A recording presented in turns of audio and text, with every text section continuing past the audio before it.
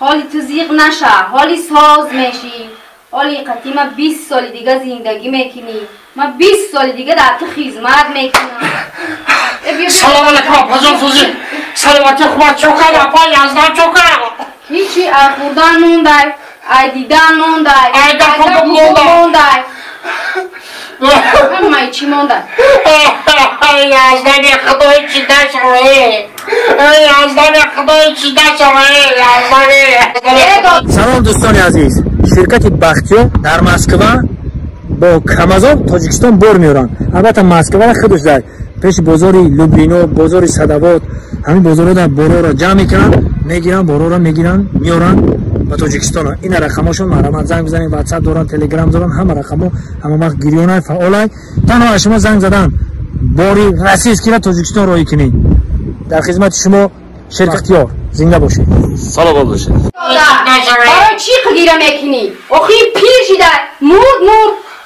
آخه من برای گیره نمیکنم. برای چی گیره میکنی؟ من برای گیره دارم که تا 6 تا گودک داره این بمبره. تا قطعی 6 گودک در کلای ما بور بشه. یزدانه. ای کلا چی گیره میکنی؟ این 3 تا چهارخانگه داره. مرد خود ما خانه ها را میگیریم، میفروشیم، بیزنس میکنیم. فروشیم بیزنس میکنیم؟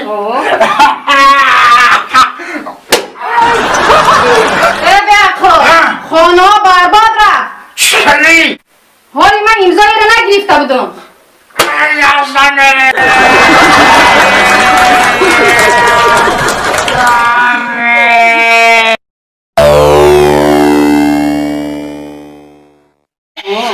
سه تا چهارخانگه دارم.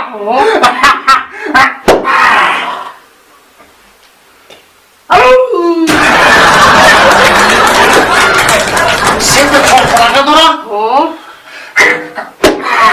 چیکار کردی؟ زدمش مرد، خانه‌اش به خمون میمونه.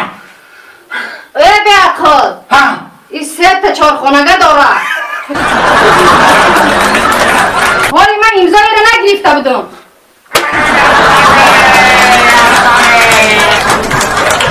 حاجی 20 سال پس در ما خدمت میکنی.